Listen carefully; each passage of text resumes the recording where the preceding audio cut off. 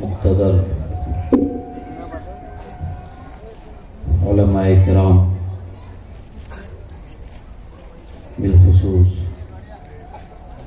استاذ گرامی حضرت علامہ مولانا مفتی سرفراز احمد برکاتی قادری صاحب قبلہ مدد اللہ العالی، حاضرین اسلام، السلام علیکم ورحمۃ اللہ تعالی وبرکاتہ۔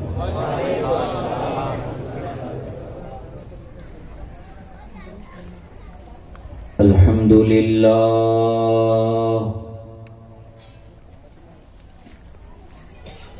الحمد للہ الذی فتح لأولیائہ ابواب الوسائل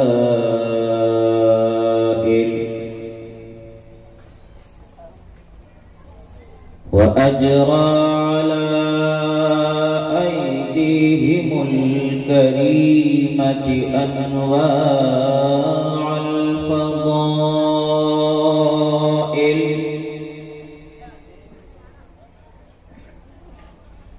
فمن اقتدى بهم نال من الله سبحانه وتعالى جميع الفضائل،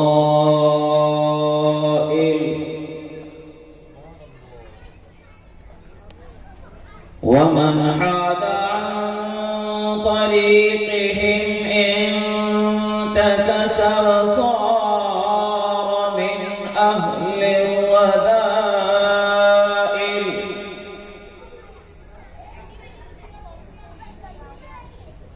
ومن تمسك بأذيالهم أفلح وأدرك فخر الفضائل،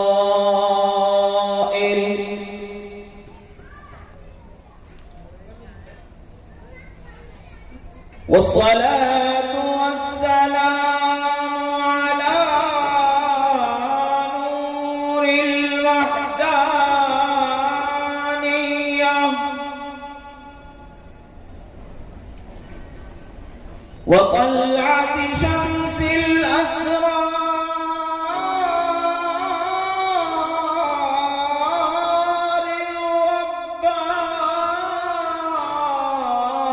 الربانية وبهجة قمر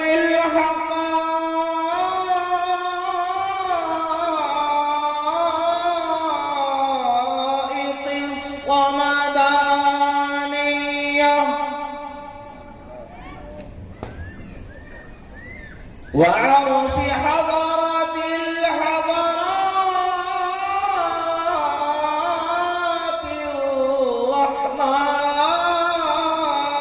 الرحمانية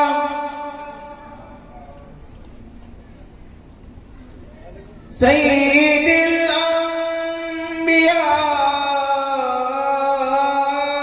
الأنبياء والمرسلين، إمام الأولين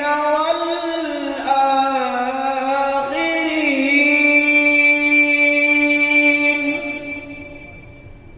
الذي من قال كنت نبيا وآدم بين الماء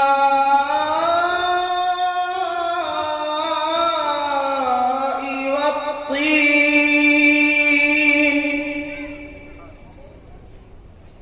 جد الحسن والحسين مولانا ومولى الثقلين، أبي القاسم سيدنا محمد المصطفى بدر الدجى رحمة للعالمين، وعلى آله الطيبين الطاهرين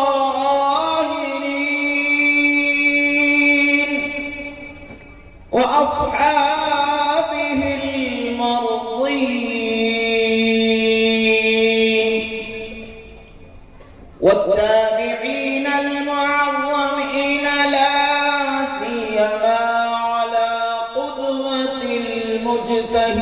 المجتهدين الإمام الأعظم أبي حنيفة النعمان بن ثابت رضي الله تعالى عنه وعلى سائر الأئمة والفقهاء والمحدثين والعلماء الربانيين الكاملين الواصلين لا سيما على قدوة الواصلين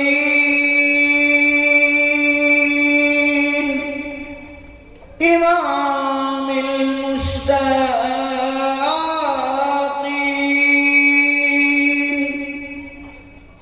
شمس العارفين بدر الكاملين محيي الدين أبي محمد سيدنا عبد القادر الحسني الحسيني الجعفري الجيلاني رضي الله تعالى عنه ومن تبعهم بإحسان إلى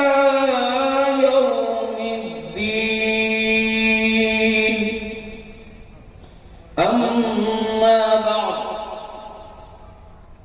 فقد قال الله تبارك وتعالى في القرآن المجيد والفرقان الحميد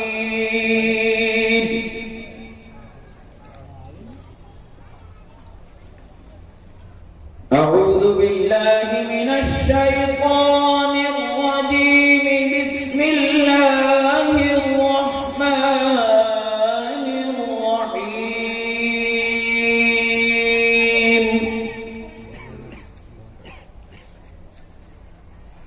يا أيها الذين آمنوا اتقوا الله وكونوا مع الصادقين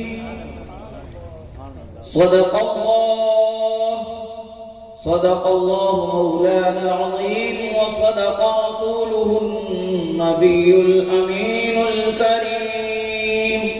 ونحن على ذلك لمن الشاهدين والشاكرين والحمد لله رب العالمين غوث اعظم بمنی بے سرو ساما مددے غوث اعظم بمنی بے سرو ساما مددے قبلہ دین مددے کعبہ امام مددے امداد کن اسبن دغم آزاد کن در دین و دنیا شاد کن یا غوث اعظم دستگیر المدد شیئا للہ المدد شیئا للہ المدد شیئا للہ ایک مرتبہ عقیدت و محبت کے ساتھ اور شریف کا نظرانہ پیش کریں اللہم صلی علی سیدنا محمد عدد ما فی علم اللہ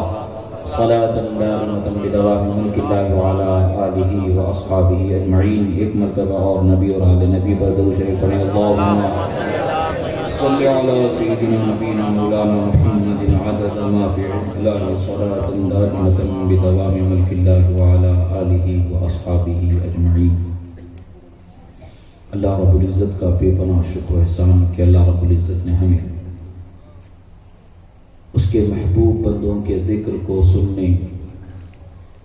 اور دین کی سچی باتوں کو سننے اور اپنے اصلاح کی فکر کرنے کو جمع ہونے کا موقع عطا فرمایا. یہ اللہ کا بے پناہ کرم ہے، خدا جسے چاہتا ہے توفیق عطا فرما دیتا. بزرگوں نے فرمایا این سعادت بزور بازو نیست تان بخشت خدائے بخشندہ. انسان اپنی محنت سے اپنی جستجو سے کامیابی حاصل نہیں کر سکتا مگر یہ کہ مہربان بخش بخشنے والا خدا اسے کامیاب بنا دے۔ یہ سعادت مندی، یہ کامیابی اللہ کی مہربانی ہے کہ اللہ تعالیٰ نے ہمیں یہ موقع نصیب فرمایا۔ عزیزان محترم، اللہ تبارک و تعالیٰ نے ہر چیز کو پیدا فرمایا، زمین کو، آسمان کو، چاند کو، ستاروں کو، سورج کو، درخت و شجر، حجر، ہر چیز کو اللہ نے پیدا فرمایا، اور اللہ تبارک و تعالیٰ نے انسان کو بھی پیدا فرمایا، اور انسان کے پیدا کرنے کے بعد اس کے مقصد کو اللہ نے بیان فرمایا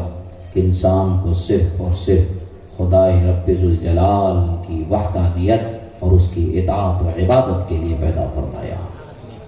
اللہ تبارک و تعالیٰ نے جب بندوں پر یہ انعام فرما دیا، جب اس کی وحدانیت کا اقرار کرنے والے، اس کی اطاعت و عبادت کرنے والے ہو جاتے ہیں، تو اللہ نے فرمایا وَلَكُمْ مَا فِي الْأَرْضِ، جو کچھ زمین میں ہے وہ سب کچھ تمہارے لیے۔ ہمیں خدا نے اس کی اطاعت کے لیے پیدا فرمایا، اس کے مہربانیوں کو حاصل کرنے کے لیے پیدا فرمایا، اس کی رحمتوں کو حاصل کرنے کے لیے پیدا فرمایا، اور تمام زمین سے جو نعمتیں ہیں اس سے فائدہ اٹھانے کے لیے اللہ نے ہمیں حکم آزادی کا دیا، وَلَكُمْ مَا فِي الْأَرْضِ جَمِيعًا، جو کچھ زمین میں ہے وہ سب تمہارے لیے اللہ نے پیدا فرمایا۔ کتنی خوش قسمتی کہ اللہ نے ہمیں اس کی وحدانیت کے قرار کے لیے پیدا فرمایا، اس کی عبادت کے لیے پیدا فرمایا، اور دنیا کی نعمتوں کو اس کے نیک بندوں کے لیے پیدا فرمایا، اطاعت گزار و فرما بردار بندوں کے لیے پیدا فرمایا۔ یہی وجہ ہے کہ ہم اولیاء صالحین کو دیکھتے ہیں کہ وہ دنیا کو ٹھوکر مار کے اللہ کی عبادت میں، ریاضت میں، مجاہدات میں مصروف ہو جاتے ہیں تو دنیا ان کے دروازے کی کنیز و باندھی نظر آتی ہے، در پر پڑی تڑپتی نظر آتی ہے کہ کاش کہ کبھی تو نظر کر دی جائے، مگر ان کی نگاہوں میں رب ذوالجلال کے نور کے تجلیوں نے جب بسیرا بنا لیا ہے، دل کے ہر حصے میں عرفانی نورانی کرنوں نے جب بسیرا بنا دیا ہے، روشن ہی روشن ان کے قلب و جگر کو فرما دیا گیا ہے، تو یہ دنیا جو انہیں کوئی کام آنے والی نہیں ہے، جو ہمیشہ اندھیری کی طرف لوگوں کو لے جانے والی ہے، دنیا کی ثروتوں سے لذتوں سے انہیں کیا کام، انہیں تو رب ذوالجلال کی نعمتوں سے آشنائی حاصل ہے۔ جو رب ذوالجلال کی نعمتوں سے آشنائی جس بندے کو حاصل ہو جاتی ہے، نہ دنیا اسے اپنا گرویدہ بنا سکتی ہے، نہ دنیا کی رنگینیاں اسے اپنا گرویدہ بنا سکتی ہیں، نہ اپنی طرف اسے پھیر سکتی ہیں۔ ان کے مضبوط ارادوں میں ایسی مضبوطی ہوتی ہے کہ جان کے ہزاروں ٹکڑے بھی ہو جائیں، جان ہزاروں مرتبہ قربان بھی ہو جائے، مگر انہیں کوئی فکر نہیں ہوتی ہے، فکر ہوتی ہے تو صرف اور صرف رضائے رب ذوالجلال کی فکر ہوتی ہے۔ اللہ کے محبوب بندوں کی شان اللہ تبارک و تعالیٰ نے بہت بلند و بالا رکھی، ان کی عظمت کو اللہ تبارک و تعالیٰ نے بہت بلند و بالا فرمایا،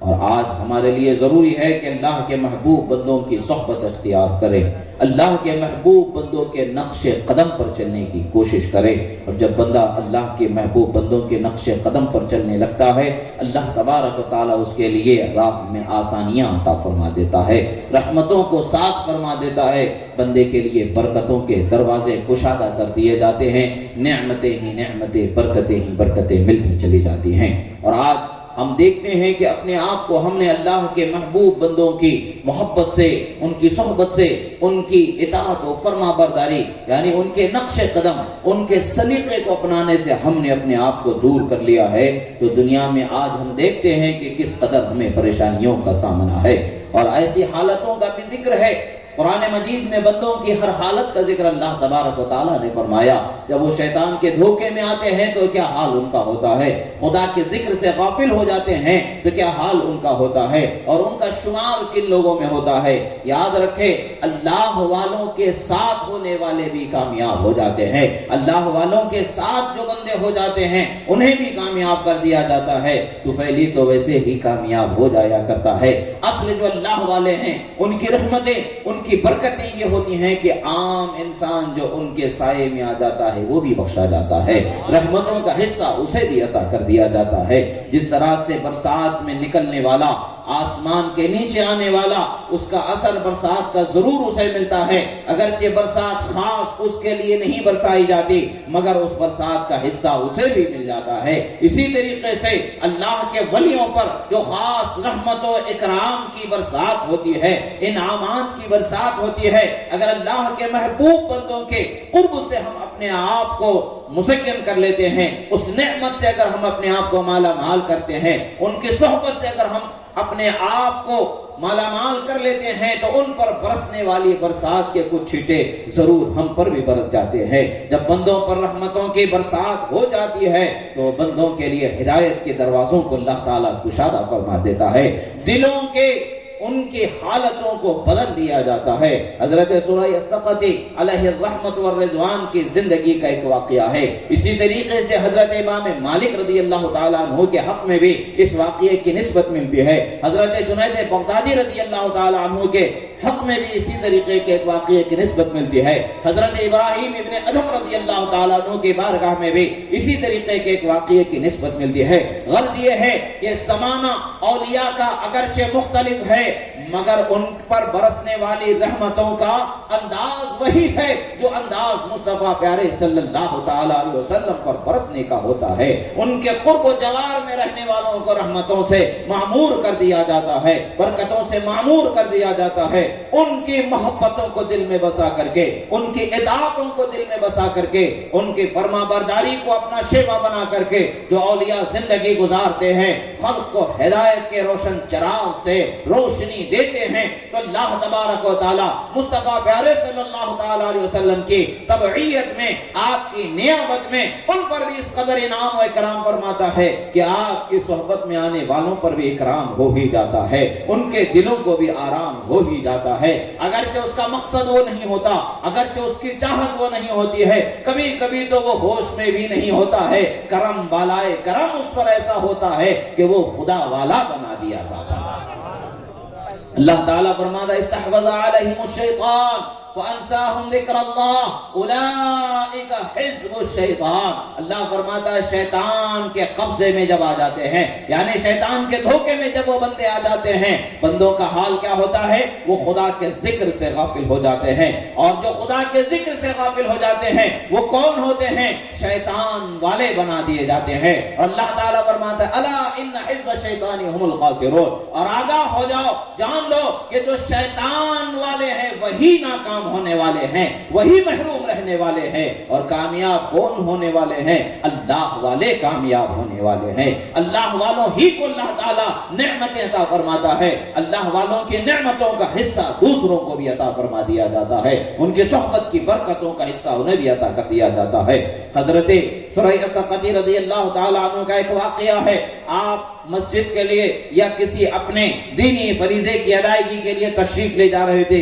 آپ نے راستے میں دیکھا کہ ایک شخص ہوش بے ہوش کی حالت میں پڑا ہوا ہے، مگر بات کیا ہے؟ وہ اللہ اللہ اللہ اپنی زبان سے کہہ رہا ہے، نشے کی حالت میں پڑا ہوا ہے مگر زبان سے اللہ اللہ اللہ کہہ رہا ہے۔ حضرت سورہ السقطی علیہ الرحمت والرضوان نے جب اس بندے کی حالت پر نظر فرمائی اور آپ کے دل نے یہ گوارا نہیں کیا کہ یہ بندہ اپنے منہ کو ناپاک کر بیٹھا ہے، شراب کے قطروں سے، بلکہ شراب کو اس نے اپنے پیٹ میں بسا لیا ہے، اتار لیا ہے، پی چکا ہے، اس کا اثر اس کے جسم پر ہو رہا ہے، مگر پھر بھی یہ رب ذوالجلال کا ذکر کر رہا ہے۔ آپ نے سوچا کہ اس کے منہ ناپاک ہے اور پاک ذکر مبارک اس کے منہ سے جاری ہو رہا ہے، آپ نے فوراً پانی بلوایا اور اس کے منہ کو دھلا دیا اور کہا کہ اے نادان، تو کس پاک ہستی کے اس میں مبارک کا ذکر کر رہا ہے، کس پاک نام کا تو ذکر کر رہا ہے، اور تو نے اپنے منہ کو ناپاک کر لیا ہے، تو نے اپنے منہ کو ناپاک کر لیا ہے۔ آپ نے اس کے منہ کو دھلا دیا اور آگے بڑھتے چلے گئے۔ میں نے عرض کیا تھا کہ کبھی آسمان سے برستا ہوا پانی خاص کسی بندے کے لیے نہیں ہوتا ہے، کسی اور کے لیے ضرور ہوتا ہے، مگر اس آسمان کے نیچے آنے والا ہر انسان اس پانی کا اثر اپنے اوپر پا لیتا ہے، وہ بھیگ جاتا ہے، اس کا حصہ اسے بھی مل جاتا ہے، اگرچہ اس کے لیے نہیں ہوتا ہے، ہوتا کسی اور کے لیے ہے، مگر وہ بھی ضرور بھیگ جاتا ہے۔ جیسا کہ اللہ کے رسول صلی اللہ تعالی علیہ وسلم نے ارشاد فرمایا، اللہ کے ولیوں کی شان کیا ہوتی ہے؟ حضرت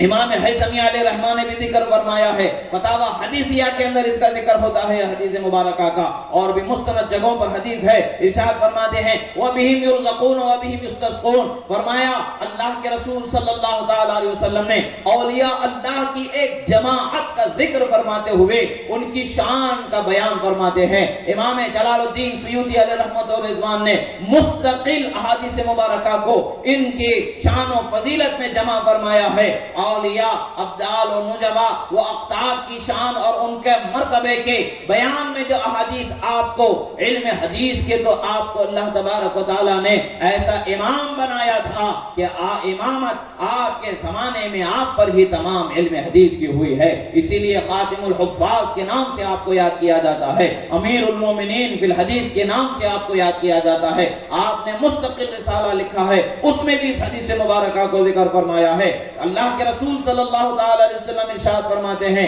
اللہ تبارک و تعالی زمین پر بارش نازل فرماتا ہے اور زمین والوں کو رزق عطا فرماتا ہے تو ان کی وجہ سے نہیں بلکہ اللہ والوں کے صدقے میں عطا فرما دیتا ہے۔ ان اللہ والوں کے، ان اولیاء اللہ کی جماعت کے وجود اور ان کے ذکر مبارک کے غلغلے کی برکت سے اللہ تبارک و تعالیٰ نازل فرما دیتا ہے۔ ہوتا نزول ان کے لیے ہوتا ہے، ان کے صدقے میں نازل ہو رہا ہوتا ہے۔ ہر نیک بھی بھیگ جاتا ہے، ہر بد بھی بھیگ جاتا ہے، حصہ رحمت سے خدا کا ہر ایک اپنا اپنا پا لیتا ہے۔ یہی حال وہاں پر بھی ہوتا ہے۔ حضرت سریع الثقفی رضی اللہ تعالیٰ عنہ جہاں پر بھی ہیں وہ ایسے عظیم بزرگ ہیں کہ اولیاء کی جماعت میں ایک بلند ترین مقام اللہ تبارک و تعالیٰ نے آپ کو عطا فرمایا تھا، عظیم الشان مقام اللہ تعالیٰ نے آپ کو عطا فرمایا تھا۔ اس عظیم الشان مقام کے پانے والے عظیم الشان باکمال بزرگ ہیں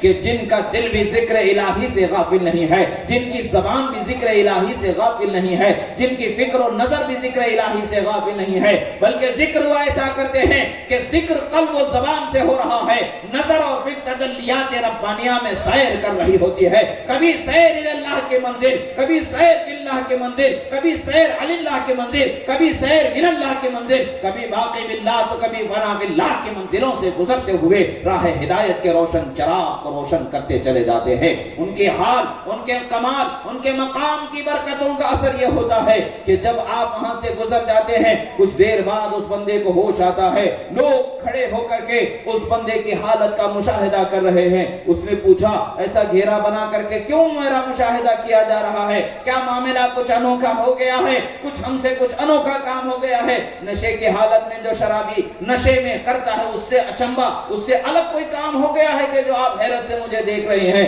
لوگ کہتے ہیں کہ نہیں، ہمیں حیرت تجھ پر نہیں ہے، ہمیں حیرت ان بزرگ کی اس فعل پر ہے، ان کی اس شان والے بزرگ کے اس کام پر ہے کہ انہوں نے تجھے یہاں پڑے ہوئے دیکھا، تو اللہ اللہ کر رہا تھا اور تیرا منہ ناپاک تھا، انہوں نے پانی بلایا اور تیرے منہ کو دھو دیا اور کہا کہ پاک منہ سے پاک ذات کا ذکر کرتے رہنا۔ آپ چلے گئے ہیں تو جب یہ بات اس نے سن لیا تو فوراً اسی وقت پر شرمندہ ہو گیا۔ اس نے اللہ تعالیٰ کی بارگاہ میں عرض کر دیا رب ذوالجلال تیرے محبوب بندے کے سامنے میں آج رسوا ہو گیا ہوں مولا، اسی محبوب بندے کی ذات کا میں تیری بارگاہ میں وسیلہ بناتا ہوں کہ مجھے سچی توبہ بھی نصیب فرما دے، مجھے پھر کسی کے سامنے شرمندہ نہ فرمانا۔ انہوں نے دعا کی، گھر چلے گئے، مگر رات میں خواب میں حضرت سریع الثقفی رضی اللہ تعالی عنہ نے دیکھا کہ ہاتف غیبی ندا کر رہا ہے کہ اے ثقفی، ہم نے، تم نے ہمارے لیے اس کے منہ کو دھویا، ہم نے تمہارے لیے اس کے دل کو دھو دیا، اور فرمایا کہ ہم نے اس کے دل کو صاف کر دیا۔ معاملہ یہی ہوتا ہے، اولیاء اللہ کی شان، اولیاء اللہ کی عادتیں الگ ہوتی ہیں، الٹی ہی چال چلتے ہیں دیوان گانے عشق، آنکھوں کو بند کرتے ہیں دیدار کے لیے۔ ان کا حال کیا ہوتا ہے، ان کی شان کیا ہوتی ہے؟ کبھی گنہگار کو کلیجے سے لگاتے ہیں، رحمتوں سے معمور کر دیتے ہیں، کبھی کسی کو در پہ بلا کے نوازتے ہیں تو کبھی کسی کو در سے دور کر کے بھی نوازتے چلے جاتے ہیں۔ حال یہ ہے کہ وہ جس حال میں بھی ہوتے ہیں جو ان کا ہو جاتا ہے اس کو نوازشوں سے مالا مال کر دیا جاتا ہے۔ اللہ والے ہونا ہے، شرط یہ ہے کہ اللہ والے ہو جائیں تو نعمتیں ملنے والی۔ اگر شیطان والے ہو جاتے ہیں تو محرومی ناکامی انہی کا مقدر بنا دیا جاتا ہے۔ اب حال یہ ہے کہ آپ جاگتے ہیں رات میں اور مسجد تشریف لے جاتے ہیں اور آپ دیکھتے ہیں کہ مسجد میں ایک نماز پڑھنے والا نماز پڑھ رہا ہے اور رب ذوالجلال کی بارگاہ میں تڑپ تڑپ کر کے دعا کر رہا ہے، مچل مچل کر کے دعا کر رہا ہے، آنکھ سے اشکوں کا سیلاب بہہ رہا ہے، ہاتھوں کو دراز کیے ہوئے کہہ رہا ہے یا رب اغفر لی رب اغفر لی رب اغفر لی، اے میرے رب میری مغفرت فرما، اے میرے رب مجھے بخش دے، اے میرے مہربان پروردگار میرے گناہوں کو معاف فرما۔ آپ نے اس بندے کے گریا کو دیکھا، اس کے حال کو دیکھا تو تعجب فرماتے ہیں، قریب جا کر کے دیکھتے ہیں تو کیا دیکھتے ہیں؟ یہ تو وہی شرابی ہے جس کے منہ کو آپ دھلا کے دل کو صاف کر چکے، اس کے دل کو پاکیزہ بنا چکے ہیں۔ آپ کے صدقے میں خدا نے اس کے دل کو پاکیزہ فرما دیا ہے۔ آپ کہتے ہیں میاں کیا بات ہے، کیا معاملہ ہے کہ تم اس قدر رو رہے ہو، اس قدر تم اپنے آہوزاری کا اظہار کرے ہو، کیا معاملہ ہے؟ عرض کردہ حضور مزید شرمندہ نہ کریں، جس کے صدقے میں اس دل کو خدا نے نور ہدایت بخشا ہے اس پر تو وہ راز کو ظاہر ہی کر چکا ہے۔ خدا نے آپ پر ظاہر کر دیا کہ آپ کے صدقے ہی میں میرے دل کو اللہ نے روشن فرما دیا ہے، مزید شرمندہ نہ کریں۔ یعنی معاملہ کیا ہے؟ اللہ والوں کی کبھی کبھی نظر کرم ایسے ہو جاتی ہے، ان کی ادا رب ذوالجلال کو اتنی پسند آ جاتی ہے، اتنی پسند آ جاتی ہے کہ جس پہ ان کی نظر ہوتی ہے اسے بھی نظر والا بنا دیا جاتا ہے، کمال والا بنا دیا جاتا ہے اور اسے اقبال والا بنا دیا جاتا ہے۔ یہ اللہ تبارک و تعالیٰ کی مہربانی ہے کہ اللہ تبارک و تعالیٰ نے اپنی رحمتوں کے لیے، اپنی برکتوں کے لیے، یعنی اس کی رحمتیں اور برکتوں کے حاصل کرنے کے لیے اپنے محبوب بندوں کے ذوات مبارکہ کو سبب بنایا ہے۔ جب ہم ان کے قریب ہو جاتے ہیں تو اس کی برکتیں اللہ تعالیٰ ہمیں ضرور عطا فرما دیتا ہے۔ عزیزان محترم، آج ہمیں بھی دیکھنا ہے کہ ہم رب ذوالجلال کی رحمت کے کس قدر قریب ہیں۔ ہم کیا شیطان کے قبضے میں ہیں؟ ہماری سوچ و فکر شیطان کے قبضے میں ہے؟ کیا ہمارے اخلاق و کردار شیطان کے قبضے میں ہے؟ کیا حلال و حرام کی فکر و تمیز ہم نے چھوڑ کے شیطان کے گروہ میں اپنے آپ کو شامل کر لیا ہے؟ یا شیطانی منصوبوں میں ہم نے اپنی ذات کو ایک سبب بنا دیا ہے، منصوبہ سازیوں کا اپنے آپ کو ایک مہرہ بنا دیا ہے؟ یا پھر اللہ والوں کی بارگاہ میں شیطان کی شرارت کو چھوڑ کے، شیطان کی بہکاوے کو چھوڑ کے، خدا کے ذکر کی غفلت سے دور ہو کے اللہ کے محبوب بندے جو جاگتے ہیں تب بھی ذکر کر رہے ہوتے ہیں، جو سو رہے ہیں تب بھی ذکر کر رہے ہوتے ہیں، جن کی زبان سے، نظر سے اگرچہ بظاہر دوسرے کلمات، دوسری چیزوں کو دیکھا جانا مشاہدے میں ہوتا ہے مگر ان کا قلب خدا کے ذکر سے غافل نہیں ہوتا ہے۔ ان کے صحبت سے یا ان سے محبت کرنے والے یا ان کے طریق پر چلنے والے ہیں، یہ ہمیں اپنے آپ کے مشاہدے کی ضرورت ہے، دیکھنے کی ضرورت ہے کہ ہم کہاں ٹھہرے ہیں، کس گروہ سے ہمارا تعلق ہے، کیا شیطان سے ہم جڑے ہیں یا اللہ والوں سے ہم جڑے ہیں؟ اللہ والوں کے ساتھ ہو جاتے ہیں، رحمتیں ہی رحمتیں مل رہی ہیں، برکتیں ہی برکتیں مل رہی ہیں، اور شیطان کے ساتھ ہو جاتے ہیں، زحمتیں ہی زحمتیں ہیں، محرومیاں ہی محرومیاں ہیں، رحمت سے دور ہونا ہے، رزق کی برکت دور ہو رہی ہے، گھروں کا چین و سکون دور ہو رہا ہے، اولاد کی نافرمانی کا سامنا ہے، گھر میں ہر چھوٹے بڑے کے لان تان کا سامنا ہے، نافرمانیوں کا سامنا ہے، نہ ادھر چین مل رہا ہے نہ ادھر چین مل رہا ہے، زندگی گویا کہ ایک عذاب بن کے رہ گئی ہوتی ہے۔ حال کیا ہے؟ کیوں ایسا ہوتا ہے؟ جب ہم رب کے فرما بردار ہو جاتے ہیں تو خدا سب کو ہمارا فرما بردار بنا دیتا ہے۔ اب اگر ہم رب کے فرما بردار نہیں ہیں، ہم دیکھنا چاہیے کہ ہمارے چھوٹے اگر ہماری نافرمانی کر رہے ہیں، اگر ہماری اولاد ہمیں پلٹ پلٹ کر کے بول رہی ہے تو ہمیں دیکھنے کی ضرورت ہے کہ ہم خدا کے کس قدر نافرمان ہیں۔ کون سی وہ ہماری نافرمانی ہے کہ جس کی وجہ سے ہمیں تنبیہ آ رہی ہے، ہمیں ہدایت کا اب بھی موقع دیا جا رہا ہے۔ بخدا اگر بندہ اس وقت پر اپنے حال کا محاسبہ کر لے، جیسا کہ حضرت عمر فاروق خلیفۃ المسلمین امیر المومنین نے ارشاد فرمایا، حاسبوا قبل ان तुहासबू, अपना मुहासबा करो इससे पहले कि तुम्हारा हिसाब लगाया जाए। हश्र के मैदान में तुमसे पूछा जाए इससे कब्ल आज ही अपना हिसाब लगा लो। अगर आज हम हिसाब लगा लें तो हमें समझ में आ जाएगा कि हमारे छोटे हमारे नाफरमान क्यों हैं, कि हम अपने रब के नाफरमान हो चुके हैं, हम अपने रसूल सल्लल्लाहु ताला अलैहि वसल्लम के नाफरमान हैं। वो हमारे नाफरमान बच्चे भी हमारी मोहब्बत का दम भरते हैं मगर वो हमसे मोहब्बत नहीं कर रहे होते हैं। वो हमारे घर के छोटे हमसे मोहब्बत का दम भरते हैं मगर हमसे मोहब्बत नहीं कर रहे होते हैं। मोहब्बत है तो नाफरमानी नहीं हो सकती है। इसी तरीके से जिस तरीके से आज हम मोहब्बत का दम भरते हैं, आज हम इताअत का दम भरते हैं, रब्बे जुल जलाल की इताअत का दम भरते हैं, रसूल आज़म सल्लल्लाहु अलैहि वसल्लम की मोहब्बत का दम भरते हैं, मगर बात कहां आती है? मोहब्बत के दावे तो हमारी ज़बानों से बुलंद बांग हम करते चले जाते हैं मगर अमल के मैदान में जब आते हैं तो मैदान अमल से हमको सो दूर रहते हैं। हम सोचते हैं कि हम उन अमल की मशक्कतों से दूर रह करके ही सब कुछ मिल जाए। ऐसा नहीं हो सकता है। हमें आज़माइशों से गुजरना होगा, हमें अल्लाह की राह में मशक्कतों को उठाना होगा। जब मशक्कतें उठाई जाती हैं तो अल्लाह तबारक व तआला मेहरबानियां अता फरमा देता है, रहमतें अता फरमा देता है, बरकतें अता फरमा देता है। मगर अफसोस कि आज हमारे पास वो मामला नहीं है। एक मामला, एक वक्त का एक मामला था। ये मामला क्या है? अल्लाह के रसूल सल्लल्लाहु ताला अलैहि वसल्लम के बारगाह का एक वाकया याद आ रहा है। सहाबा कराम रिज़वानुल्लाहि अलैहिम अजमईन के मकाम का, बारगाह का एक वाकया याद आ रहा है। हजरत उमर फारूक रज़ियल्लाहु ताला अन्हु एक मर्तबा बारगाह रिसालत सल्लल्लाहु ताला अलैहि वसल्लम में अश्कबार होकर के हाजिर होते हैं। सरकारे मदीना सल्लल्लाहु ताला अलैहि वसल्लम के शहीद सहाबी हजरत उमर फारूक रज़ियल्लाहु ताला अन्हु के इस हाल को देख करके आका सल्लल्लाहु ताला अलैहि वसल्लम फरमाते हैं, ए उमर क्या बात है, क्यों तुम परेशान नजर आ रहे हो, क्यों अश्कबार हो? हजरत उमर फारूक रज़ियल्लाहु ताला अन्हु अर्ज गुजार होते, या रसूल अल्लाह, अभी एक नौजवान रास्ते में मेरी उससे मुलाकात हुई है, उसकी तड़प और उसके गिरिया को देख करके मेरी आंखें नम हो चुकी हैं, उसके तलबे मग़फ़िरत के हाल को देख करके मैं रोने लगा हूं। वो आपकी बारगाह में बारियागी की इजाजत चाहता है, आपसे दुआ कराना चाहता है। अल्लाह के रसूल सल्लल्लाहु अलैहि वसल्लम की बारगाह में सिफारिश करने वाले कौन हैं? हजरत उमर फारूक रज़ियल्लाहु ताला अन्हु हैं। उन्हें लाया गया, उस नौजवान को लाया गया, मामला हुआ, वो नौजवान रोता हुआ हाजिर आया। अल्लाह के रसूल सल्लल्लाहु अलैहि वसल्लम फरमाते हैं,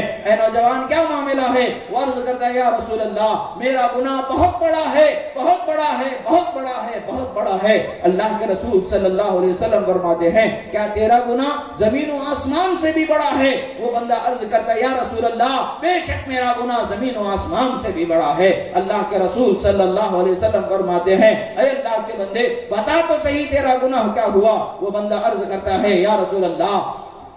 मैं जमाने से कफन चुराने की आदत में मुलव्विस था, कफन चुरा लिया करता था। अभी हाल ऐसा हुआ कि कुछ देर कब्ल में, कुछ दिन कब्ल ऐसा हाल हुआ कि कब्र में कफन चुराने के लिए मैं गया था। वहां पर एक खातून पर नजर हुई तो मेरे नफ्स ने मुझे उभारा, शैतान का गलबा आया और मैंने उस मुर्दा खातून के साथ बदफेली कर डाली। तो ये हाल है, मेरा ये गुनाह है कि जिसकी वजह से मैं खुदा की बारगाह में खौफ खाता हूँ, लरज़ रहा हूँ कि मेरा गुनाह जमीन और आसमान से बड़ा है। अल्लाह के रसूल सल्लल्लाहु ताला अलैहि वसल्लम ने फरमाया, दूर हो जा मेरी नजरों से उस वक्त तक के जब तक के अल्लाह की बारगाह से तुम्हारा फैसला ना हो जाए। उन्हें दूर कर दिया गया। वो बंदा रोता हुआ दूर पहाड़ों में, जंगलों में गुजारने लगा अपनी जिंदगी। 40 दिन गुजर चुके। आखिरकार तड़प करके उस बंदे ने रब्बे जुल जलाल की बारगाह में दुआ की, ए परवरदिगार, ए गफूरुर रहीम, अगर तूने मुझे बख्श दिया है, तूने मुझे माफ फरमा दिया है, तो तेरे हबीब और उनके साथियों में मुझे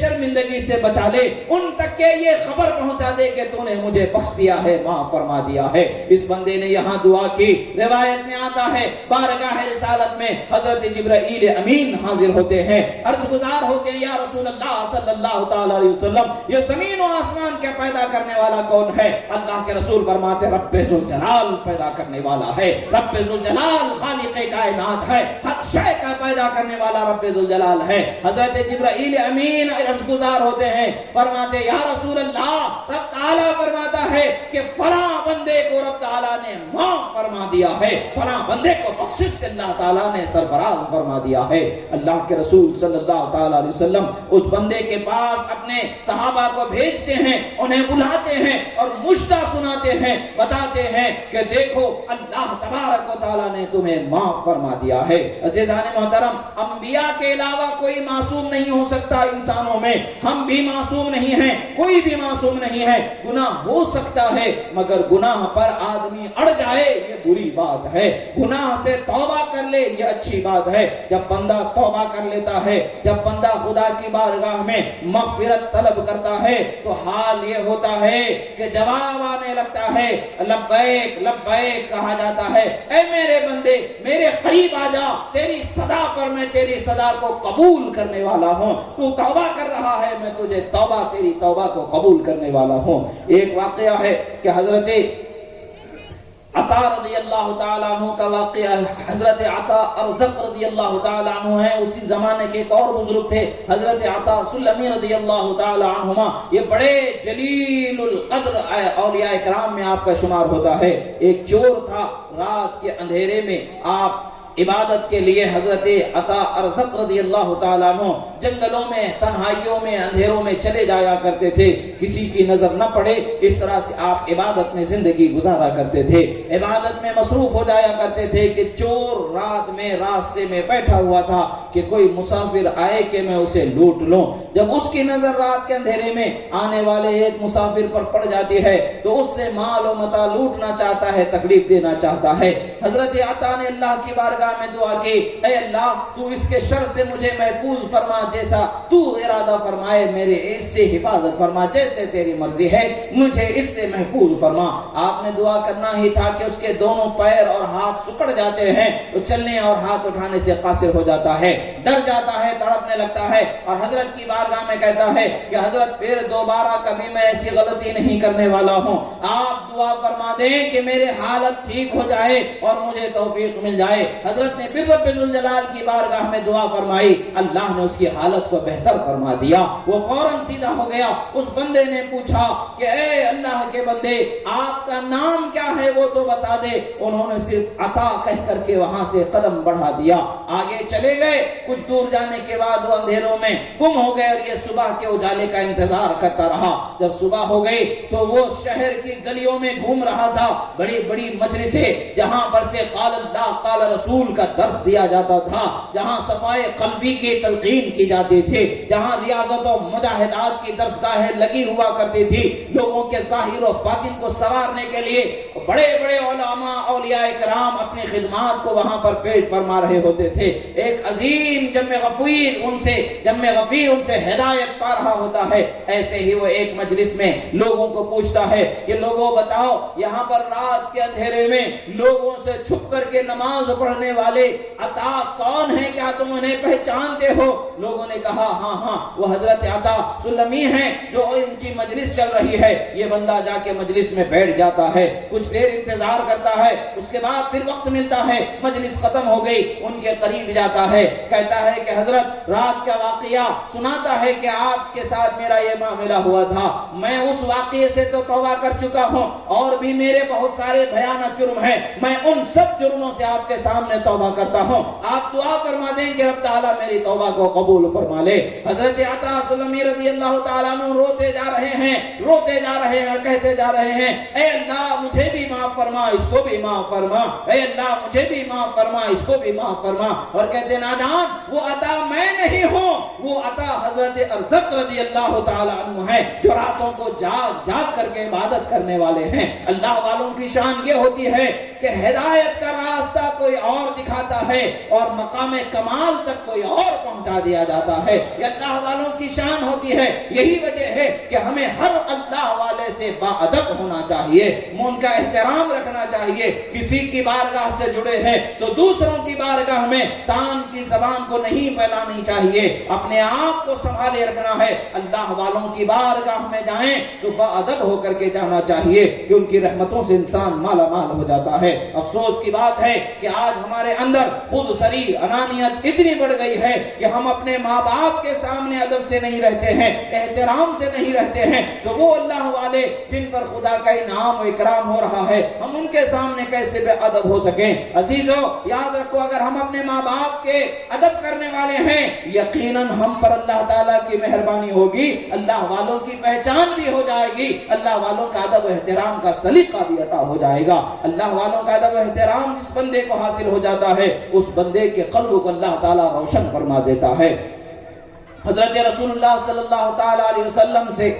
بعض واقعات منقول ہیں، آپ فرماتے ہیں، روایت میں آتا ہے کہ سرکار مدینہ صلی اللہ تعالی علیہ وسلم بیان فرماتے ہیں کہ تم سے پہلے جو انبیاء کرام تشریف لائے ان کے زمانے میں بھی عجب حال ہوا کرتا تھا لوگوں کا، لوگوں کے اندر عجب حالتیں ہوتی تھی۔ بنی اسرائیل کا ایک واقعہ اللہ کے رسول صلی اللہ تعالی علیہ وسلم سناتے ہیں کہ ایک شخص ہے، وہ بڑا عابد و زاہد تھا، بڑا نیک تھا، بڑی عبادت گزاری میں زندگی گزارا کرتا تھا، مگر ہوتا کیا ہے کبھی کبھی انسان کی نظر پر، انسان کی فکر پر شیطان کا قبضہ جم جاتا ہے اور شیطان اس کے فکر و خیال کو، نظر کو ورغلا کر کے پھٹکا دیتا ہے، وہ گناہ کی چاہت اور گناہ کے تکمیل کی خواہش اس کے دل میں پیدا ہو جاتی ہے۔ حال یہی ہوا ان کے زمانے میں، ایک بہت خوبصورت عورت کا اس گاؤں میں آ کر کے رہنا ہوا اور وہ بڑی بدکار فاحشہ عورت تھی، لوگوں کو پیسے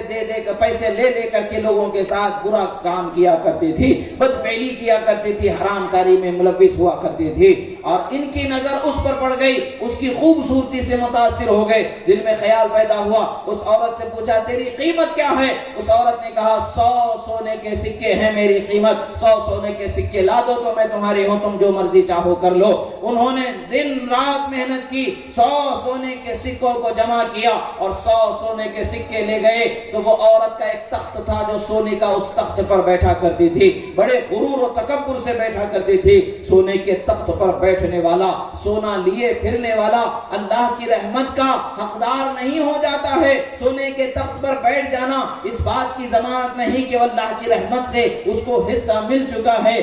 حق تو یہ ہے، بات تو یہ ہے کہ تم جہاں بھی رہو خدا کے فرما بردار ہو تو خدا کی رحمت کا حصہ تمہیں میسر ہے، خدا کی رحمت تمہیں مل رہی ہے، یہی سب سے بڑی دلیل ہے۔ وہ سونے کے تخت پر بیٹھی ہوئی ہے، یہ سونے کے سکوں کی تھیلی اس کے گود میں دے دیتے ہیں، کہتے ہیں یہ 100 سکے ہیں جو تیرا مطالبہ تھا۔ وہ عورت کہتے ٹھیک ہے، اب تمہاری مرضی ہے، تم میرے ساتھ جس طریقے سے اپنی خواہش کو پورا کرنا چاہو کرو، آؤ یہاں میرے بازو بیٹھ جاؤ۔ مگر اللہ والوں کی شان کیا ہوتی ہے، کبھی کبھی قدم ڈگمگاتے ضرور ہیں مگر خدا کی رحمت انہیں تھام لیتی ہے، انہیں گرنے نہیں دیتی ہے، بھٹکنے نہیں دیتی ہے، رسوا نہیں ہونے دیتی ہے۔ جب بندہ اپنی جان مال عزت اللہ کے لیے رکھ دیتا ہے، اللہ کے حوالے کر دیتا ہے تو اللہ تبارک و تعالیٰ اس کے حفاظت کے سامان پیدا فرما دیتا ہے۔ بندے کا حال کیا ہوا، اچانک ان کے دل میں خیال ہوا کہ حشر کا میدان ہوگا، رب تعالیٰ سوال فرمائے گا، اے میرے بندے کیا میں نے تیرے بدن کو، تیرے جسم کو محنت کرنے لائق اسی لیے بنایا تھا کہ اس کی محنت کی کمائی تو حرام کے لیے صرف کرے یا میری نافرمانی میں اپنے قدم کو بڑھائے؟ اس کے دل میں یہ جیسے ہی خیال ہوا، رب تعالیٰ کی بارگاہ میں حاضر ہونے اور سوال کیے جانے کا، اور جواب کیا ہوگا؟ گھبرا کر کے آپ کھڑے ہو جاتے ہیں، کہتے ہیں کہ اے عورت وہ پیسے تیرے ہیں تو رکھ لے، بس مجھے یہاں سے جانے دے، میں اس گھر سے نکل جانا چاہتا ہوں، تیرے قریب سے بھی دور ہو جانا چاہتا ہوں، میں یہاں رہنا نہیں چاہتا ہوں۔ عورت حیران ہو جاتی ہے، کہتی ہے کیا بات ہے، تعجب کی بات ہے، کتنے دن سے تم میری خواہش میں محنت رات اور دن کر کے اتنے سکے جمع کر کے لائے اور ابھی اچانک تمہارے دل میں کیا حل ہو گیا؟ وہ بندہ عرض کرتا، ارشاد فرماتا ہے، اے میری نظر میں سب سے زیادہ ناپسندیدہ خاتون، سن لے، مجھے میرے رب نے یاد دلا دیا ہے کہ کل قیامت میں مجھے اس کی بارگاہ میں حاضر ہونا ہے اور وہ مجھ سے سوال فرمائے گا، مجھے اس کے سوال کا جواب دینا ہے، اور میں تیرے ساتھ برا کام کر کے اپنے چہرے کو رسوائی کی کالک سے میں کالا اور سیاہ نہیں کرنا چاہتا ہوں، خدا کے بارگاہ میں شرمندہ نہیں ہونا چاہتا ہوں۔ اٹھ کر کے نکل جاتے ہیں، دوڑتے ہوئے صحرا کی طرف چلے جاتے ہیں، رب ذوالجلال کی بارگاہ میں توبہ توبہ پکارتے چلے جاتے ہیں، استغفر اللہ رب اغفرنی رب اغفرنی کی صدائیں بلند ہو رہی ہیں۔ حال کیا ہوتا ہے، خدا کا مجدہ انہیں سنایا جاتا ہے، قبلنا کا کی صدائیں سنائی دیتی ہیں، اے میرے بندے میں نے تمہاری توبہ کو قبول فرما لیا ہے، توبہ کو قبول فرما لیا ہے۔ معاملہ کیا ہے؟ وَأَمَّا مَنْ خَافَ مَقَامَ رَبِّهِ وَنَهَى النَّفْسَ عَنِ الْهَوَىٰ فَإِنَّ الْجَنَّةَ هِيَ الْمَأْوَىٰ۔ اللہ نے اعلان فرما دیا جس بندے کو گناہ کرتے وقت خدا کا خوف آ جائے اور وہ گناہ سے اپنے آپ کو روک لیتا ہے تو اللہ تبارک و تعالیٰ اس کا ٹھکانہ جنت بنا دیتا ہے، اس کا ٹھکانہ جنت بنا دیتا ہے، اپنے محبوب بندوں میں اس کا شمار فرما دیتا ہے۔ حال یہی ہوا، انہیں قبول کر لیا گیا مگر اس کا اثر اس خاتون پر بھی ہو گیا۔ رحمت کی برسات ان پر برستی ہے تو کچھ چھوٹے ادھر بھی آ جاتے ہیں،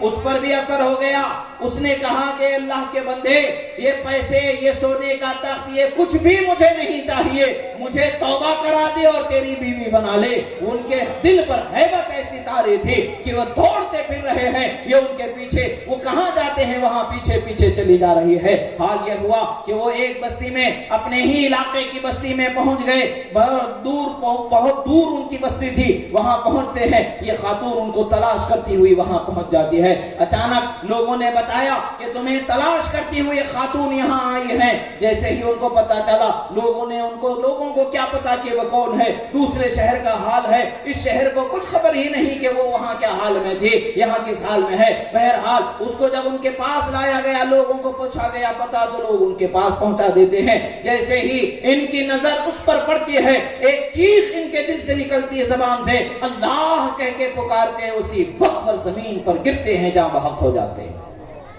جو خوف و دہشت ان کے دل میں بسی ہوئی تھی، اس کے قریب جا کر کے اس گناہ میں گر جاتا تو کیا حال ہوتا، کس طریقے سے میں رسوا ہوتا۔ یہ خوف و دہشت کے حال یہ تھا کہ اسی وقت پر وہ دنیا سے چلے گئے۔ اب اس عورت نے جب دیکھا کہ یہ تو چلے گئے، وہ بھی رونے لگی، لوگوں سے پوچھی کہ ان کے خاندان والے کوئی ہیں؟ لوگوں نے بتایا کہ ہاں ان کے بھائی ہیں، مگر وہ بھی فقیر انسان ہے، وہ بھی جنگلوں میں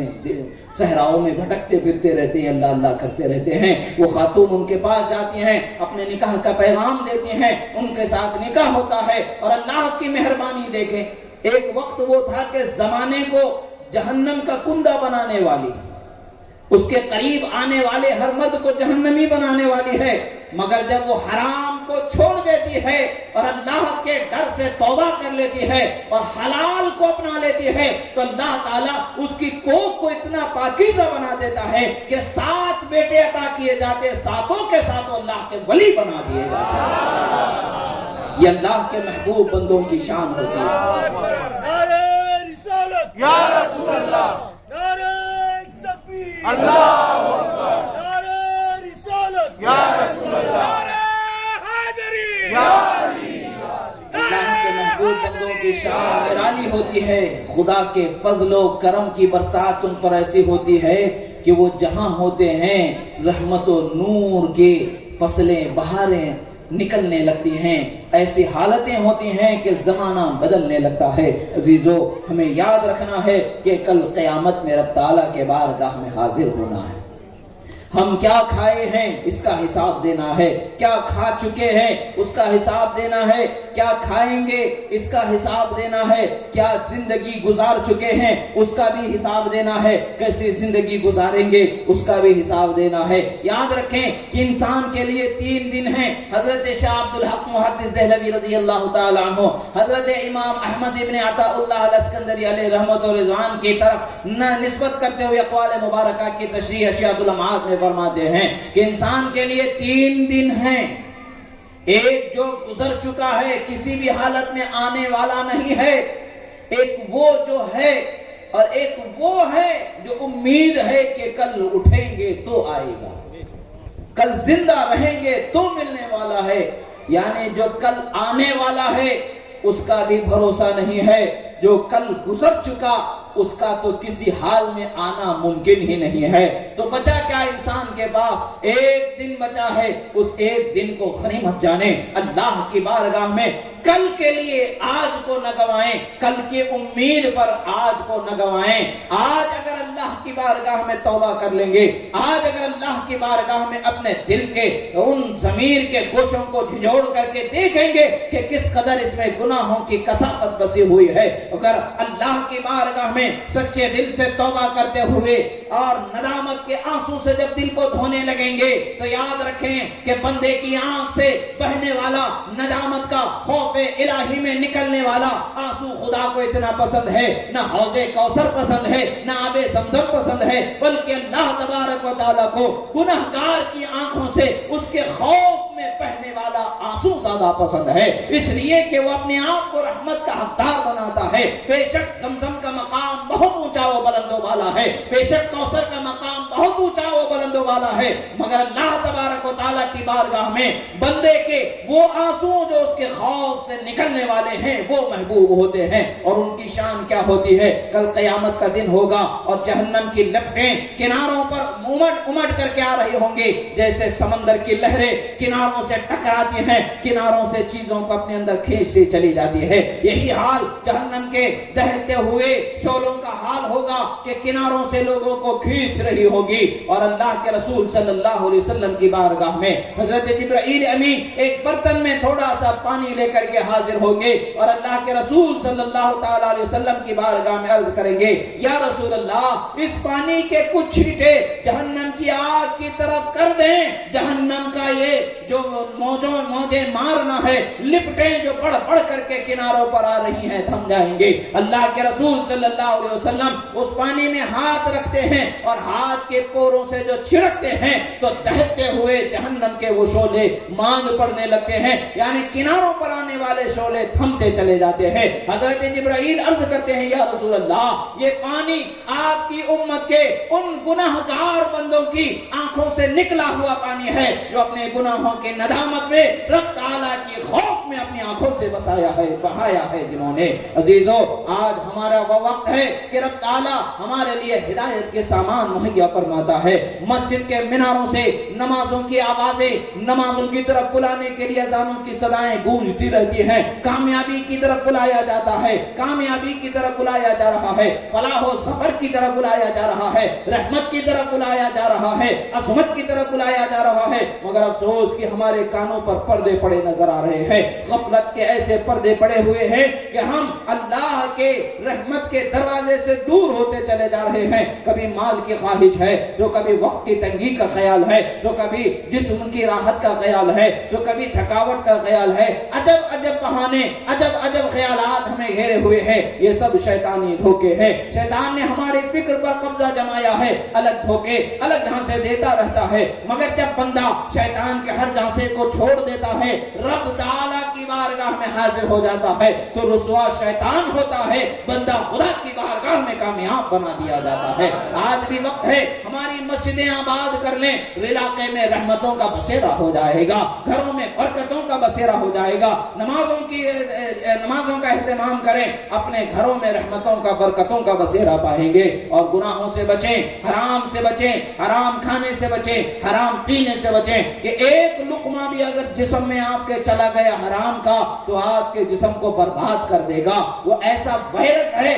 کہ جو آپ کو خدا کی رحمت سے دور کر دے گا۔ جیسے آج کورونا وائرس سے سب انسان ڈر رہے ہیں کہ نہیں ڈر رہے ہیں؟ تعجب کی بات دیکھیں، اس کے لیے بھی منہ ڈھک کر کے انسان باہر گھوم رہا ہے، ماسک لگا کر کے باہر گھوم رہا ہے۔ تعجب کی بات ہے، پتہ یہ چلتا ہے کہ وائرس کا اثر منہ پر ضرور ہوتا ہے، منہ سے انسان کے جسم میں اس کا ضرور ہو جاتا ہے، اور ہم ایسا وائرس جس کو خدا و رسول نے ناپاک بنا کر کے بتا دیا یہ حرام ہے، اس کے قریب بھی نہیں جانا۔ افسوس کی بات ہے کہ وہ حرام غذاؤں کا استعمال کر رہے ہیں، وہ حرام چیزوں کو پیتے چلے جا رہے ہیں۔ کیا بات ہے کہ ہم کورونا سے ڈر رہے ہیں؟ ارے موت آتی ہے، آ جائے 1000 مرتبہ بلا سے، مگر موت وہ ہے کامیابی کی جو خدا راضی اس بندے سے ہو جائے۔ حضرات صحابہ کرام رضوان اللہ تعالی علیہم اجمعین کے زمانے میں جب ملک شام میں جنگیں ہوا کرتی تھیں، اس وقت پر حال یہ ہوا تھا کہ مسلمانوں کی طرف سے عظیم 3 بھائیوں کو عیسائیوں نے قید کر لیا تھا، دشمن لشکر نے قید کر لیا تھا۔ ہزاروں کوششیں کی کہ ان کے ایمان و عقیدے کو بدل دے، مگر جن کے دل میں خدا کی محبت بس جاتی ہے اور جن کے دل میں خدا کے رسول کی چاہت بس جاتی ہے، اللہ کے قانون کی حفاظت بس جاتی ہے، تو وہ نہ دنیا کو دیکھتے ہیں، نہ دولت کو دیکھتے ہیں، نہ انہیں اپنے کنبہ یاد آتا ہے، نہ انہیں اپنے اولاد اور گھر والے یاد آتے ہیں۔ ان کا حال کیا ہوتا ہے؟ اولئک، اللہ تبارک و تعالیٰ ان کے دلوں پر ایسی مہربانی فرماتا ہے کہ دلوں پر ایمان کو نقش فرما دیتا ہے، دلوں پر ایمان کو ان کے نقش فرما دیتا ہے۔ حال کیا ہے کہ معاملہ دیکھیں کہ 3 لوگوں کو قید کر لیا گیا ہے، دولت کی لالچ دی جا رہی ہے اور حرص دی جا رہی ہے، ہوس کا اور ہوائے نفس کی تکمیل کے لیے عورتوں کو بھیجا جا رہا ہے، غرض کے ہر حربہ استعمال کر لیا گیا، مگر جن کے نگاہوں میں نور محمدی کا اثر بسا ہوا ہے، جن کے زبانوں میں ذکر خداوندی کی چاشنی بسی ہوئی ہے، جنہوں نے حلال سے اپنے جسم کی پروان چڑھائی ہے، جنہوں نے حرام سے اپنے جسم کو بچایا ہے، نظر کو بچایا ہے، کان کو بچایا ہے، زبان کو بچایا ہے، ہاتھ کو بچایا ہے، پیٹ کو بچایا ہے، خود کو بچایا ہے، تو ان پر ایسا کوئی اثر نہیں ہوتا ہے۔ آخر کار بادشاہ تھک ہار کر کے یہ کوشش کرتا ہے کہ اب تینوں میں سے ایک کو مارتے جائے، دوسروں کو ڈرانے کی کوشش کرتے جائیں، کہ انہیں کوشش کریں کہ دیکھو اگر نہیں مانتے ہو تو انہیں جس طریقے سے مارا گیا ہے تمہیں بھی مار دیا جائے گا۔ مگر موت کیا مومن کو ڈرا سکتی ہے؟ مومن کو تو موت ڈرانے والی نہیں ہے، بلکہ مومن تو خواہش کرتا ہے کہ میں مر جاؤں تو زیارت مصطفیٰ نصیب ہو جائے، قبر میں ان کی آمد کا جلوہ ہو جائے، میری اندھیری قبر روشن ہو جائے۔ مومن کی تو معراج ہوتی ہے، مومن کی تو کمال بلندی ہے کہ وہ موت کے دروازے سے گزرتا ہے تو سیدھے رحمت عالم کے قدموں میں اٹھ کر کے بیٹھ جاتا ہے۔ یہ مومن کی تو شان ہے، مومن موت سے نہیں ڈرتا ہے، مسلمان موت سے نہیں ڈرتا ہے۔ مسلمان اگر حقیقت میں ڈرتا ہے تو صرف اور صرف اللہ رب ذوالجلال سے ڈرنے والا، اس کے علاوہ کوئی نہیں ڈرا سکتا ہے، کسی سے مسلمان نہیں ڈرتا ہے، اللہ ہی سے ڈرنے والا ہوتا ہے۔ اور جس کے دل میں خدا کا خوف بچ جاتا ہے، زمانہ اس کے ڈر سے کانپنے لگتا ہے۔ کیا دشت ہے، کیا صحرا ہے، کیا جبل ہے، کیا آگ ہے، کیا زمین کا کوئی حصہ ہے یا ہواؤں کا کوئی حصہ ہے، اللہ والا جس کے دل میں خدا کا خوف ہوتا ہے، جس راستے سے گزر جاتا ہے، اس کے ذکر اور خوف کی خشیت ہیبت کا حال یہ ہوتا ہے کہ جبل بھی تھر تھرا کر کے کہنے لگتا ہے کہ خدا کا بندہ مجھ پر سوار ہو گیا ہے۔ یہ واقعہ کیا ہمیں یہ معلوم نہیں، ضرور یاد ہوگا، علماء نے ضرور بیان کیا ہوگا، جب جبل احد پر رسول اللہ صلی اللہ تعالی علیہ وسلم تشریف فرما ہے، جلوہ فرما ہے، حضرت صدیق اکبر جلوہ فرما ہے، حضرت فاروق اعظم جلوہ فرما ہے، حضرت ذوالنورین جلوہ فرما ہے، اور پہاڑ کا حال کیا ہے، تر تھرانے لگ رہا ہے، لرزتا ہوا نظر آ رہا ہے، اور اللہ کے رسول ایک ٹھوکر لگا کے کہتے ہیں، اے پہاڑ تھم جا، کیا تجھے معلوم نہیں تجھ پر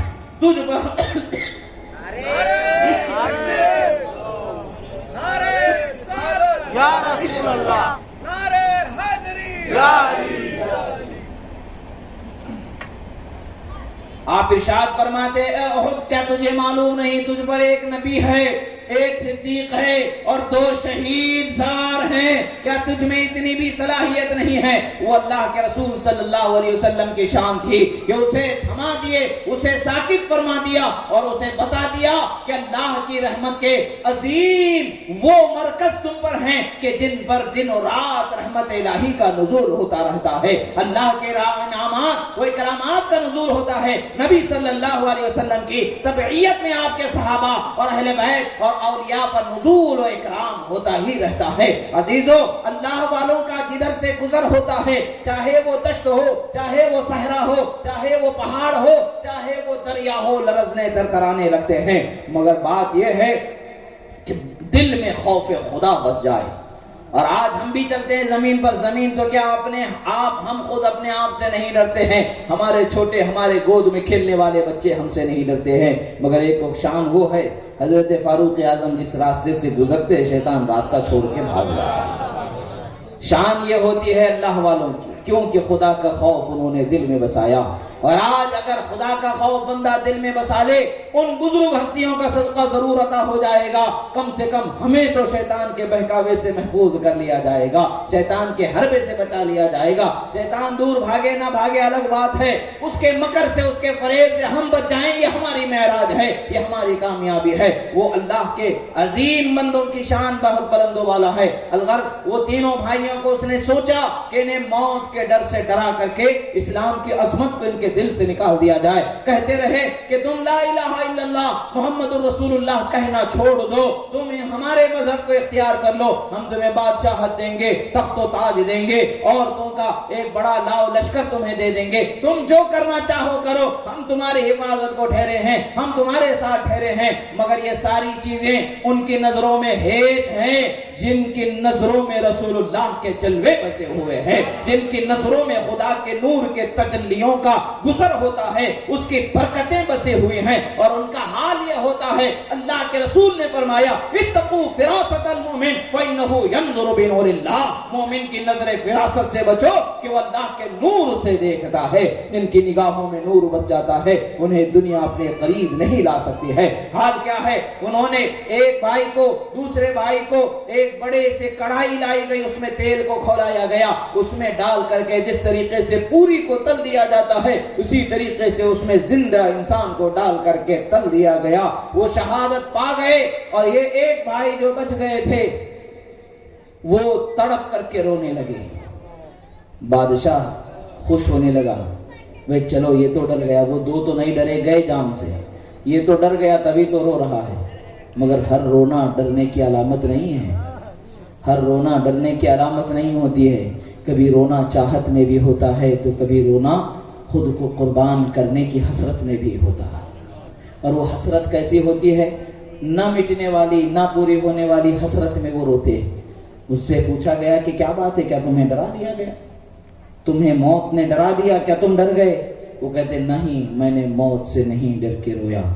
پھر آخر روئے کیوں؟ تمہارے بھائیوں کے دردناک حال کو دیکھ کر کے روئے۔ کہتے ان کا کیا حال ہے، ادھر سے گزرے تو ادھر جنت میں ہے، دو لمحوں کی بات ہے، کیا ہوگا؟ جسم میں جب تک کہ جان ہے تبھی تک تو تمہارا ستم ہے، وہ جب نکلی کہ ادھر سیدھے جنت میں ہے، ادھر تو ابدی سرمدی نعمتیں ہیں۔ موت سے ہم کہاں ڈرنے والے، موت سے تو نہیں ڈرنے والے۔ پھر روئے کیوں؟ کہتے ہیں کہ کاش کہ مجھے ایک ہی جان ملی، کاش کہ مجھے 1000 جان ملتے اور میں 1000 مرتبہ ایسے ہی خدا کے نام پر قربان ہو جاتا۔ مومن کی خواہش تو یہ ہوتی ہے کہ وہ 1000 مرتبہ خدا کے نام پر قربان ہو جائے، خدا کی راہ میں قربان ہو جائے۔ جب ان کے اولو العزمی کو دیکھتا ہے بادشاہ حیران رہ جاتا ہے، وہ کہتا ہے ٹھیک ہے تم ہمیں تعظیم بجا لاؤ، ہم تمہیں چھوڑ دیں گے۔ وہ کہتے ہیں کہ نہیں، میں نہیں کرنے والا ہوں۔ آخر کار بادشاہ کہتا ہے کہ تم میری پیشانی کو بوسا دو، میں تمہیں چھوڑ دوں گا۔ وہ کہتے ہیں مجھے اور میرے دیگر ساتھیوں کو بھی چھوڑ دو گے؟ وہ کہتا ہے کہ ہاں، تمہارے ساتھ جتنے قید سب کو چھوڑ دوں گا۔ آپ نے اس کے پیشانی کو بوسا دیا، اور آپ کے ساتھ جتنے بھی دینی بھائی تھے سب کو لے کر کے جب مدینے پہنچے، کیا شان حضرت فاروق اعظم کی، ان کا استقبال کیسے کیا جا رہا۔ حضرت فاروق اعظم نے جب ان کی رودات سنی تو آپ مسجد نبوی میں تشریف فرما ہے، آپ کھڑے ہو کر کے فرماتے ہیں ہر مسلمان کا یہ حق ہے کہ وہ تمہاری پیشانی کو بوسا دے کہ تم نے قربانی سے اپنے بھائیوں کے اور اپنی عظمت اور حوصلہ مندی سے اہل اسلام کے روشن چہروں کو سربلندی عطا کر دی ہے۔ حضرت فاروق اعظم سب سے پہلے ان کے پیشانی کو بوسا دیتے ہیں اور تمام صحابہ انہیں بوسا دیتے ہیں۔ یہ عزت تو دنیا کی ہی ہے، مگر حقیقت میں دیکھا جائے تو آخرت میں کیا عزت ملے گی وہ خدا ہی جانے۔ مگر یہ عزت ایسی ہے کہ اس جیسی دوسری نظر سے گزرتی نہیں ہے۔ کیا شان کے صحابہ جن کی تقریر کریں، کیا شان کے فاروق اعظم جن کی پیشانی کو بوسا دے۔ یہ کیوں ہے؟ استقامت، شریعت مطہرہ پر پابند ہونے کا بدلہ،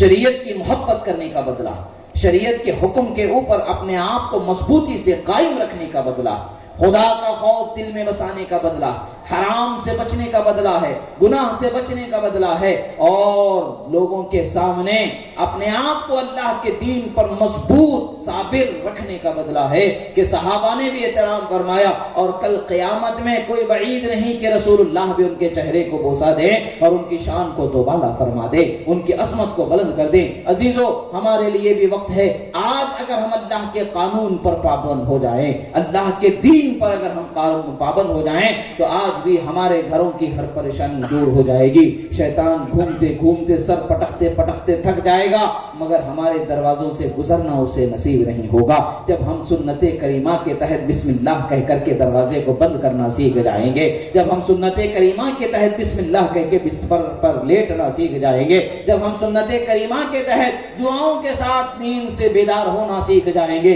وضو کرنا اور وضو کے ساتھ رہنا ہم سیکھ جائیں گے، تو وہ دن دور نہیں کہ شیطان بھی ہماری گلیوں میں مایوس ہو کر کے گھومتا اور اپنے سر کو پٹکتا گھومے گا، اور اس کا کچھ داؤ چلنے والا نہیں ہوگا۔ یقیناً وہ وقت آ سکتا ہے اگر ہم اللہ کے خوف کو اپنے دل میں بسا لیں، اس کے حبیب کی چاہت و محبت کو اپنے دل میں بسا لیں، اور آخرت کے دن کو کبھی نہ فراموش کرنا۔ اللہ تبارک و تعالیٰ نے فرمایا ہے کہ جو آخرت کے دن کے جو حالتیں ہیں، قرآن مجید میں اللہ تبارک و تعالیٰ نے بیان فرمایا کیسا وہ بھیانک منظر ہوگا، اور جہنم کے کیا حال ہوں گے۔ اللہ اکبر! جہنم کے حالت کیا ہوگی،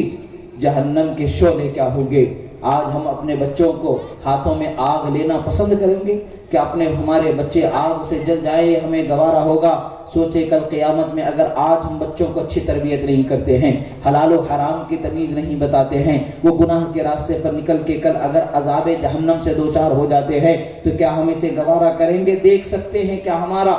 ضمیر اس کو برداشت کر پائے گا؟ کل جہنم کا حال کیا ہوگا؟ شعلے لپک رہے ہوں گے، شعلوں کے اوپر جیسے چنگاریاں نکلتی رہتی ہیں، ویسے لوگ جل جل کر کے اوپر نکل رہے ہوں گے، اور ان کو جلنا ہی نصیب ہوگا۔ اللہ نے فرمایا ہے جب ان کی کھالیں جل جائیں گی، ان کی کھالوں کو بدل دیا جائے گا، اور انہیں وہ عذاب سے دوچار ہونا ہوگا۔ آج ہم اپنے ہاتھ میں انگارہ لے کے دیکھیں، کیا ہم برداشت کر سکتے ہیں؟ یقیناً ہم برداشت نہیں کر سکتے ہیں۔ تو سراپا آگ میں جلنا، اور وہ بھی جو 70 گنا زیادہ جلانے کا اثر رکھتی ہے، 70 گنا زیادہ جلانے کی طاقت رکھتی ہے، اور اس کی حالت ایسی ہے کہ اگر صرف سوئی کے ناکے کے برابر دنیا میں کھول دیا جائے جہنم کی گرمی کو، تو پوری روئے زمین میں کہیں بھی ایک ہرا پتا نظر نہیں آئے گا، ایک ہری ڈالی نظر نہیں آئے گی، ہر جگہ خشکی آ جائے۔ یہ اللہ کے اس قہر کا ٹھکانہ جو جہنم اللہ نے بنایا ہے، اس کا حال یہ ہے۔ آخر ہم کس بھرم پر اس قدر بے باک ہو کر کے زندگی گزار رہے ہیں؟ کس بھرم پر ہم اس قدر جرأت گناہوں پر کر رہے ہیں؟ کیا آج شراب پیا جا رہا ہے؟ حضرت ابو امامہ باہلی رضی اللہ تعالیٰ عنہ سے روایت ہے، اللہ کے رسول صلی اللہ تعالیٰ علیہ وسلم فرماتے ہیں کہ اللہ تبارک و تعالیٰ فرماتا ہے کہ جو بندہ شراب کا ایک گھونٹ پی لیتا ہے، کل قیامت میں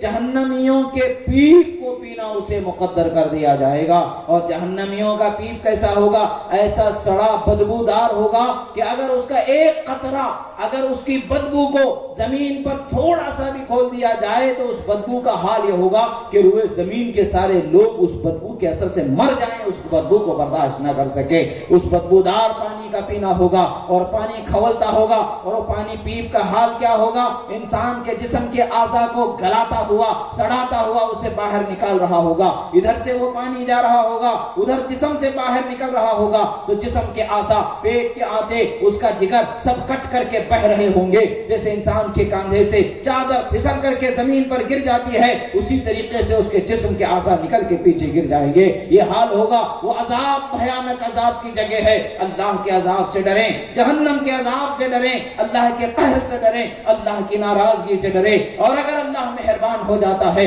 اللہ کی مہربانی ایسی ہے، جنت ماوا، جنت عدن، جنتوں کو اللہ تبارک و تعالیٰ نے اس کے اطاعت گزار بندوں کے لیے فرما دیا ہے۔ راحت ہی راحت اللہ تعالیٰ نے فرما دیا ہے، نعمت ہی نعمت اللہ تعالیٰ نے فرما دیا ہے۔ سب سے بڑی بات یہ ہے کہ خدا کے رسول کا قرب ہمیں میسر ہو جائے گا، ان کے چہرے کی زیارت ہمیں نصیب ہو جائے گی۔ آج زندگی ہماری ہماری گزری ہے، حسرت تو ہر مومن کے دل میں ضرور ہوتی ہے، کاش کہ میں ایک بار رسول اللہ کے چہرے کی زیارت کر لوں، کاش کہ میں ایک بار رسول اللہ کے چہرے کی زیارت کر لوں۔ ہر مومن کی خواہش ہوتی ہے، مگر جنت میں جب بھی یہ خواہش پیدا ہوگی پل بھر میں رسول اللہ کی زیارت نصیب ہونے والی ہوگی۔ ہم جہاں بھی ہوں گے، جنت کے جس کونے میں بھی ہوں گے، رسول اللہ کی بارگاہ میں حاضری ہماری ہوتی رہے گی۔ کیا خوش قسمتی کہ ہمیں روز رسول اللہ کو دیکھنا نصیب ہو جائے، کیا خوش قسمتی جنتیوں کی کہ اللہ تبارک و تعالیٰ کے نور کا دیدار ہو جائے۔ یہ نعمتیں اللہ تبارک و تعالیٰ عطا فرمائے گا ان کے لیے جو اس کے فرما بردار بندے ہیں، جو اس کے اور اس کے حبیب کے قانون پر چلنے والے ہیں،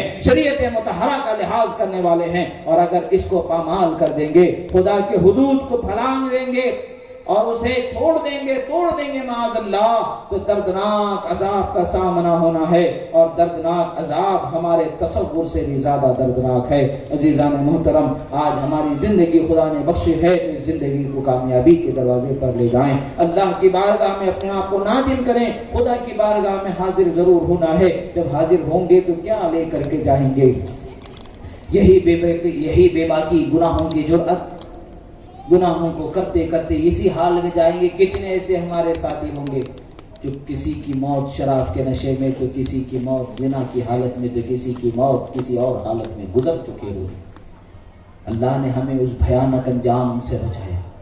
اللہ نے ہمیں ابھی زندگی بخشی ہے، اس زندگی کو غنیمت جانیں، اللہ کی بارگاہ میں اپنے آپ کو تائب بنا کر کے حاضر کریں، یقیناً خدا کی رحمت ہمیں ملنے والی ہے۔ اللہ رب العزت کی بارگاہ میں دعا ہے، جو کہا گیا سنا گیا، کہنے میں، سننے میں، بولنے میں، سمجھنے میں، سمجھانے میں، بتانے میں، روایتوں کے بیان کرنے میں، قرآن کی تلاوت میں جو کچھ بھی ہم سے غلطی ہوئی، اللہ تعالیٰ اسے معاف فرمائے، اور جو کچھ حق و